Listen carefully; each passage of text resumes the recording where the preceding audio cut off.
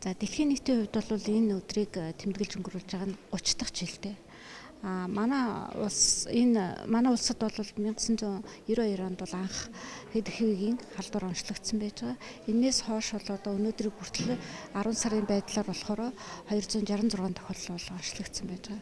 За нас хүүсний хувьд бол аваад үзэх юм бол 25-аас 39 насныхан нийт халдварын 60 орчим хувийг бол эзэлж байна. Ийм мэдээтэй байгаа.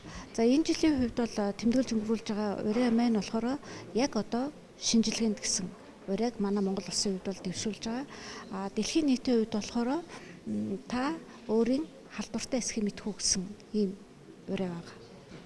Нийт энэ бэлгийн чиг хандлагаар наваад үзэх юм бол хүн амын маань бэлгийн цөөнх бол ихэнх хувийг бол эзэлж байгаа. Гэхдээ сүүлийн үед болохоор bisex буюу эрэгтэй үнэтэйч бэлгийн харьцаанд ордог, эмэгтэй үнэтэйч бэлгийн харьцаанд ордог ийм хүмүүсийн төлөөлөлд сүүлийн үед бол нэмэгдэх хандлагатай байна.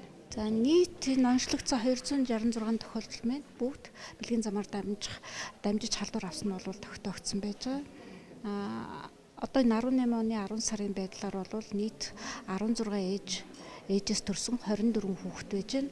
8 ээж минь бол давтан төрсэн байж байгаа. Эдгээр энэ 24 хүүхэд дотор болохоор эхээс халдварт дамжаагүй нь бол тогтоогдсон байж байгаа. Энэ маань болохоор манай эмнэлгийн байгууллага эмч одоо ажилтнуудын маань бас нэг арга садаа амжилт юм уу та.